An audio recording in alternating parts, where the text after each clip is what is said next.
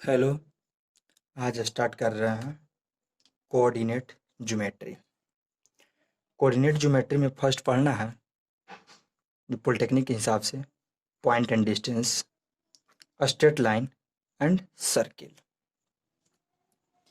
तो इसमें सबसे पहले हम लोग को जाना है, ये पॉलिटेक्निक के सिलेबस के अनुसार है कोऑर्डिनेट ज्योमेट्री। कोऑर्डिनेट ज्योमेट्री में और बहुत सारे चीज़ पढ़ना, जैसे इलिप्स हो गया, हाइपरबोला हो गया, पाराबोला हो गया, लेकिन पॉलिटेक्निक के सिलेबस से हम लोग बस इतना ही जानेंगे। जो सेकंड सेम फर्स्ट ईयर के स्टूडेंट को पढ़ना है, तो इसमें सबसे पहले हम लोग जानेंगे कि क्वाड्रेंट्स क्वाड्रेंट्स कहते किसको हैं। क्वाड्रेंट्स, बात आता है क्वाड्रेंट्स का।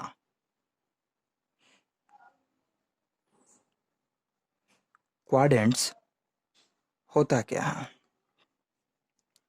तो क्वाड्रेंट्स कहने का मतलब होता है कि the position of a point in a plane. क्या होता है कि the position of a point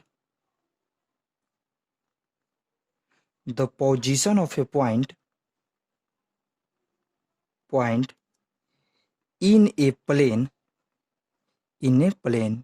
कहने का मतलब है कि एक प्लेन में वह पोजीशन, मतलब पोजीशन इन ए प्लेन में can be determined by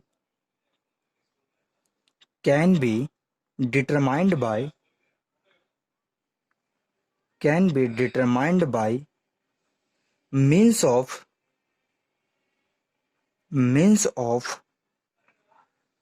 two intersecting line in a plane। यह क्वाड्रेंट्स का डिफिनेशन है। इसका मतलब है कि position of a point in a plane, मतलब किसी भी प्लेन में एक पोजीशन जो डिटरमाइन करता है, उसका मतलब होता है कि दो इंटरसेक्टिंग लाइन से जो पॉइंट बनता है उसी को क्या कहते हैं? क्वाड्रेंट्स। जिसे हम लोग लिखते हैं कि 2 और 4, एक देखे होंगे 2 4 तो क्या हो गया? क्वाड्रेंट्स हो गया। ये होता है एक्स एक्सिस, ये होता है वाई एक्सिस। एक्स एक्सिस को कहते हैं एब्सिसा और वाई को कहते हैं क्वाड्रेंट्स। ठीक है, अब हम लोग देखेंगे कि क्वाड्रेंट्स जो होता है बनाते हैं। जैसे देखिए यहाँ पे बनाते हैं क्वाड्रेंट्स।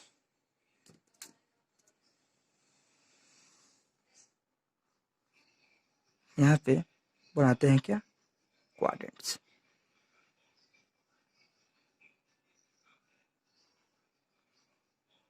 क्वाड्रेंट्स बना रहे हैं। तो क्वाड्रेंट्स में क्या होता है कि ये दो इंटरसेक्टिंग लाइन, जैसे ये x o x dash, y o y dash, x, ये दो इंटरसेक्टिंग लाइन के मिलके बना क्या क्या?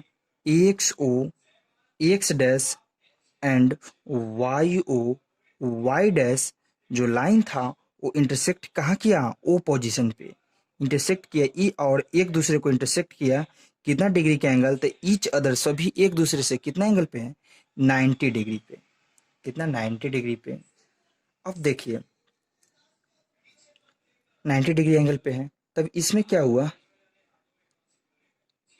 कि अब इस साइड से, इसको कहते हैं हम लोग फर्स्ट क्वाड्रेंट्स, इसको कहते हैं सेकंड क्वाड्रेंट्स, इसको कहते हैं थर्ड क्वाड्रेंट्स और इसको कहते हैं फोर्थ क्वाड्रेंट्स।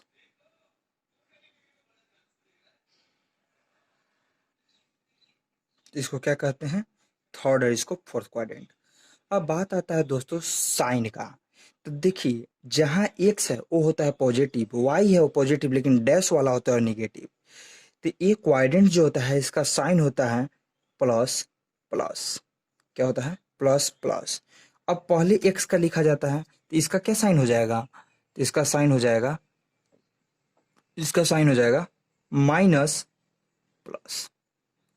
इसमें भी एक्स डैश है तो माइनस, और वाई डैश है तो माइनस। अब इसमें है वाई डैश, लेकिन पहले एक्स है तो ये हो जाएगा क्या? प्लस, इसको क्या जाएगा? माइनस। ये हो गया क्वाड्रेंट्स का साइन। अगर कोई पूछ दे, एक एग्जांपल लेते हैं, अगर कोई पूछ दे, यह एक एग्जांपल है, पूछ दे कि 2 और -4 किस क्वाड्रेंट में स्थित है, तो कौन सा क्वाड्रेंट हो जाएगा? 2 4 अर्थात पॉजिटिव एंड नेगेटिव, तो पॉजिटिव नेगेटिव कौन सा क्वाड्रेंट हो गया? फोर्थ। कौन सा क्वाड्रेंट हो गया? फोर्थ क्वाड्रेंट में। इसी तरह से अगर कोई पूछ दे कि 1 और -2, सॉरी उसी तरह का एग्जांपल है, ये भी फोर्थ क्वाड्रेंट का हो जाएगा। कोई पूछ दे 2 और 4 किस क्वाड्रेंट में है, तो दोनों पॉजिटिव, ये भी पॉजिटिव, ये भी पॉजिटिव, तो किस क्वाड्रेंट में हो जाएगा? तो हो जाएगा फर्स्ट। ठीक है, तो अब क्वाड्रेंट यहाँ पे समझ में आ गया होगा। अब क्वाड्रेंट्स के बाद हम लोग को पढ़ना है कि डिस्टेंस फार्मूला को प्रूफ कैसे करें। तो डिस्टेंस फार्मूला को प्रूफ करने के लिए सीखना बहुत ज़रूरी है कि डिस्टेंस फार्मूला के कैसे प्रूफ करते हैं। तब देखते हैं यहाँ डिस्टेंस फार्मूला को प्रूफ करने के लिए सीखते हैं। इस पे नहीं, अगला पेज पे डिस्टेंस फार्मूला बताते हैं कि डिस्टेंस फार्मूला को किस तरह से प्रूफ करते हैं।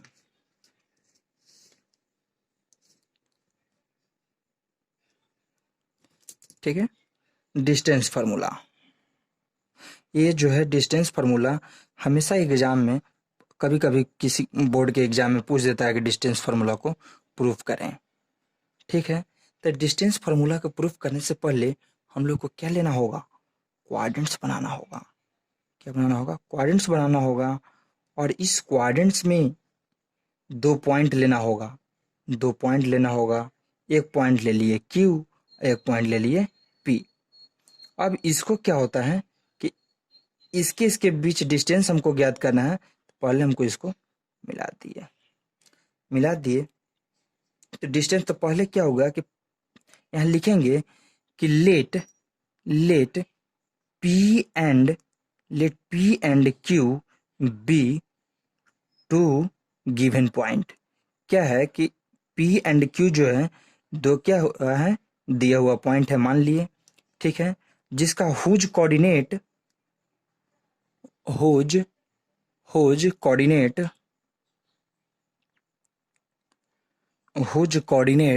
जिसका कोऑर्डिनेट क्या हो जाएगा? P के जगह पे ले लेते हैं x1, y1 और एंड क्या हो गया? x2, y2। ठीक है, रिस्पेक्टिवली, मतलब क्रमशः। ठीक है, रिस्पेक्टिवली। अब इसको क्या की कि फ्रॉम P से और Q से ड्रॉ परपेंडिकुलर, इसको क्या करते हैं कि P से परपेंडिकुलर ड्रॉ करते हैं और Q से भी परपेंडिकुलर ड्रॉ करते हैं। तो P से परपेंडिकुलर ड्रॉ करते हैं, इसका अपने से नाम दे दिए M, कुछ भी मान सकते हैं, इसका नाम दे दिए N। ठीक है, तो यहाँ लिख देंगे कि from P and Q draw perpendicular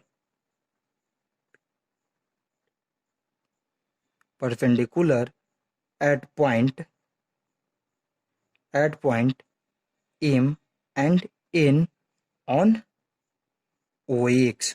OX कहने का मतलब है कि ये O हो गया, ये X हो गया, ये क्या हो गया? X डैश हो गया, ये हो गया Y, और ये क्या हो गया? Y dash. ठीक है, OX। ठीक है, कोई दिक्कत नहीं। अब इसको क्या होता है कि QR, देखिए अब इसको OX के पैरेलल एक यहाँ लाइन यहाँ से खींचते हैं QR। ये क्या हो जाता है कि ड्रॉ किए, क्या किया? ड्रॉ किए QR पैरेलल, किसका हो गया पैरेलल? OX का। OX जो लाइन था OX का पैरेलल हो गया। ठीक है, तो अब हम लोग इस पॉइंट को क्या दिए थे? x1, ये था y1, ये क्या था? x2, ये क्या था? y2। ठीक है, नो प्रॉब्लम। तो अब यहाँ से देखते हैं कि देन तब अब अगर हमको क्या निकालना है कि QR, इसके बीच का डिस्टेंस हमको निकालना है। हमको निकालना था A, लेकिन पॉइंट मिल गया। तो अब देखेंगे कि x2, जिसे यहाँ x1 कहने का मतलब है x1 y1, अर्थात x एक्सिस से यहाँ तक के बीच का जो डिस्टेंस है वो क्या है? x1। ठीक है, और यहाँ से यहाँ के बीच का जो डिस्टेंस है वो क्या है, x2, अर्थात क्यू आर हमको निकालना है, अर्थात इतना में से इतना को घटा देंगे, अर्थात कितना, क्यू आर हमको निकालना है, क्यू आर, तो हमको क्या करना होगा कि x1 माइनस x2 करना होगा, x1 minus x2, this is equal क्या हो जाएगा, क्यू आर। क्यों, क्योंकि हमको बताएं, अभी ही बताएं कि ओ एम में से ओ एन को घटाएंगे तो आ जाएगा ए। इसी तरह से अब हमको ए फाइंड करना है, ए तो फाइंड हो गया, क्या आ गया, x1 माइनस x2। अब ए फाइंड करना है, तो यहाँ से यहाँ तक के डिस्टेंस क्या है, यहाँ दिया हुआ पॉइंट क्या है, y1, यहाँ से यहाँ के डिस्टेंस है y1, और यहाँ से यहाँ तक के डिस्टेंस क्या है, ये है यहाँ से यहाँ के, ये दिया हुआ है y2। तब इसमें से इसमें घट जाएगा तो ये आ जाएगा, एकदम श्योर आ जाएगा, अर्थात पी आर बराबर क्या हो जाएगा कि y1 माइनस y2। अब हम लोग पढ़े थे पाइथागोरस थ्योरम, पाइथागोरस थ्योरम पढ़े थे, कोई भी राइट एंगल ट्रायंगल में लगता है, कोई भी राइट एंगल ट्रायंगल में लगता है, तो यहीं लिखेंगे कि therefore right angle triangle, right angle triangle किसमें, तो कौन सा ट्रायंगल हो गया, पी क्यू आर में, तो triangle P Q R, triangle कौन सा हो गया, पी क्यू आर में। तो अब देखो ये पी क्यू, तो पी क्यू का होल स्क्वायर बराबर, पी क्यू का होल स्क्वायर बराबर क्या होगा, पाइथागोरस थ्योरम क्या था कि इसका स्क्वायर बराबर इसका स्क्वायर का जोड़ देंगे, इस दोनों को स्क्वायर के जोड़ देंगे, अर्थात क्यू आर का स्क्वायर प्लस पी आर का स्क्वायर। तो पी क्यू का होल स्क्वायर बराबर क्यू आर की जगह पर क्या है, x1 माइनस x2 का होल स्क्वायर प्लस उसके जगह पर क्या है, y1 माइनस y2 का होल स्क्वायर। तो अब पी क्यू जो डिस्टेंस हम लोग के यहाँ से यहाँ के बीच निकालना था वो क्या हो जाएगा, यहाँ से स्क्वायर हटेगा तो ये चला जाएगा रूट में, तो रूट में चला जाएगा तो रूट में क्या हो जाएगा, x1 माइनस x2 का whole square plus y1 minus y2 का होल स्क्वायर। ये क्या हो गया, ये हो गया डिस्टेंस फार्मूला। ये क्या हो गया, इंपॉर्टेंट हो गया, इसको रट जाना है, डिस्टेंस फार्मूला, डिस्टेंस फार्मूला हो गया। डिस्टेंस फार्मूला में अब आगे पढ़ना है हम लोग को कि अगर दिया हुआ पॉइंट क्या हो, एक पॉइंट ओरिजिन से हो, अर्थात ओरिजिन से हो, अर्थात डिस्टेंस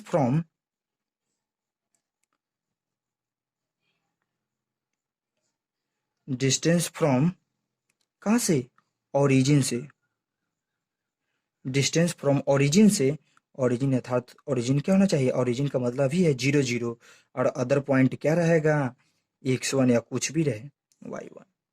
तो ओरिजिन है, अर्थात जो इसका x2 का था जो, और y2 हो गया वो है ही नहीं, तो क्या हो जाएगा, डायरेक्ट फार्मूला क्या हो जाएगा ओरिजिन से, तो रूट अंडर x2 और y2 0 हो जाएगा, तो रूट अंडर x1 के स्क्वायर प्लस y1 का स्क्वायर, ये हो गया। ठीक है, अब कुछ प्रॉब्लम बनाने के लिए कुछ शॉर्ट ट्रिक्स आते हैं, प्रॉब्लम बनाने के लिए जिसे मालूम होना चाहिए कि ज्योमेट्रिक में कि क्या होना चाहिए, तो इसीलिए कुछ सम इम्पोर्टेंट ज्योमेट्रिकल फिगर के बारे में बताते हैं, some important geometrical figure, some important geometrical figure के बारे में बताएंगे। तो पहले का बताते हैं कोई भी ट्रायंगल के बारे में, तो लिखते हैं कि let the coordinate of any three triangle, any three triangle बोल रहे, sorry, any three any three point A B C be given. कोई भी 3 पॉइंट दिया हुआ है तो उससे क्या बनेगा, श्योरली है कि 3 पॉइंट दिया हुआ है तो ट्रायंगल बनेगा। देन तब क्या होता है कि then the triangle then the triangle ABC formed by these point। तो ये सब पॉइंट से क्या बन जाता है, ट्रायंगल बन जाता है। तो ट्रायंगल बन जाता है तो सबसे पहले हम लोग फर्स्ट है कि इक्विलेटरल ट्रायंगल के लिए रूल क्या होता है। इक्विलेटरल ट्रायंगल, इक्विलेटरल ट्रायंगल, तो इक्विलेटरल ट्रायंगल का मतलब है कि तीनों साइड बराबर होना चाहिए। इक्विलेटरल ट्रायंगल का हिंदी में कहते हैं समबाहु, मतलब सभी भुजा क्या होना चाहिए, बराबर होना चाहिए, अर्थात ए बी बराबर बी सी बराबर सी ए होगा। ठीक है। इसी तरह से दूसरा आता है आइसोस्केलस ट्रायंगल। आइसोस्केलस ट्रायंगल, तो आइसोस्केलस ट्रायंगल के लिए क्या हो जाएगा कि इसमें जो होता है सम, इसका हिंदी होता है समद्विबाहु, मतलब जिसका दो भुजा बराबर होता है, अर्थात टू एनी साइड इक्वल होना चाहिए, टू एनी साइड इक्वल, कि दो कोई भी साइड क्या होना चाहिए, इक्वल होना चाहिए।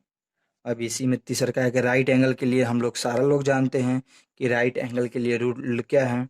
राइट एंगल ट्रायंगल के लिए, राइट एंगल ट्रायंगल के लिए रूल क्या है कि सम ऑफ टू साइड क्या है कि two side sum of two side sum of two side equal sum of two side equal third side, third side. इसका मतलब है कि वही पी क्यू का स्क्वायर बराबर पी आर के स्क्वायर प्लस क्या हो जाएगा, क्यू आर का स्क्वायर, पाइथागोरस थ्योरम। ये रूल से राइट एंगल ट्रायंगल का क्वेश्चन बन जाएगा। अब आता है कि जब दूसरा का पॉइंट है, फर्स्ट था सेकंड, दूसरा का पॉइंट है कि जब let four points given, four points, let four points given, four points A B C and D be given, तो क्या बनेगा जब फोर पॉइंट दिया हुआ है, तो देन इक्विलेटरल अथी क्वाड्रेटल बनेगा। तो the the quadrilateral A B C D formed by these points। तो इससे क्या बनेगा, तो इससे पॉइंट्स क्वाड्रेटल बनेगा। तो क्वाड्रेटल में फर्स्ट क्या है, पैरेललोग्राम। पैरेललोग्राम के नाम सुने होंगे, पैरेललोग्राम। पैरेललोग्राम पैरेललोग्राम का फिगर इस तरह से आता है।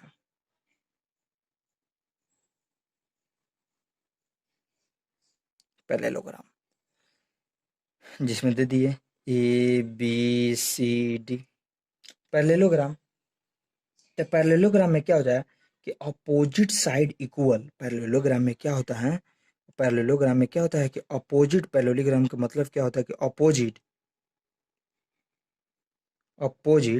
Side are equal but the diagonal are not equal. Opposite side क्या होता है, इक्वल होता है, लेकिन डायगोनल नहीं इक्वल होता। जैसे ए अपोजिट साइड हो गया इसका, ये इक्वल होगा, ए अपोजिट साइड हो गया इसका, इक्वल हो गया, लेकिन इसका जो डायगोनल, ये डायगोनल और ये डायगोनल कभी इक्वल नहीं होगा। तब वो क्या हो गया, पैरेललोग्राम का कंडीशन हो गया। तब वो किसका कंडीशन हो गया, पैरेललोग्राम का। पैरेललोग्राम के बाद आता है दूसरा का नंबर, रिटेंगल। रिटेंगल रिटेंगल जिसमें क्या होता है कि अपोजिट साइड इक्वल होता ही होता है, और अपोजिट साइड तो इक्वल होता ही है, लेकिन इसका डायगोनल भी इक्वल होता है। इसमें क्या लिखेंगे कि opposite side equal and diagonal diagonal equal, diagonal भी इक्वल होता है। ये अपोजिट साइड इक्वल होगा और ऐसे, और डायगोनल भी एक दूसरे का इक्वल होगा। तीसरा का आता है रोम्बस। रोम्बस रोम्बस तो रोम्बस में क्या होता है कि फोर साइड इक्वल। रोम्बस में क्या होता है कि चारों जो साइड होता है रोम्बस में four side equal, four side equal but diagonal not equal, diagonal not equal. ठीक है, ये हो गया रोम्बस के लिए। और फोर्थ स्क्वायर के लिए, स्क्वायर स्क्वायर के लिए क्या होता है कि four side equal and diagonal भी इक्वल होता है। इसमें क्या हो जाता है कि four side equal and diagonal equal, diagonal equal. ये हो गया डिस्टेंस एंड फर्स्ट लेक्चर। इसमें केवल थ्योरी, नेक्स्ट में बताएंगे किस तरह से इसका प्रॉब्लम सॉल्व करते हैं। सब इजी वे में बताएंगे। थैंक यू दोस्तों, अच्छा लगे तो वीडियो को लाइक कीजिए और दोस्तों को फॉरवर्ड कीजिए।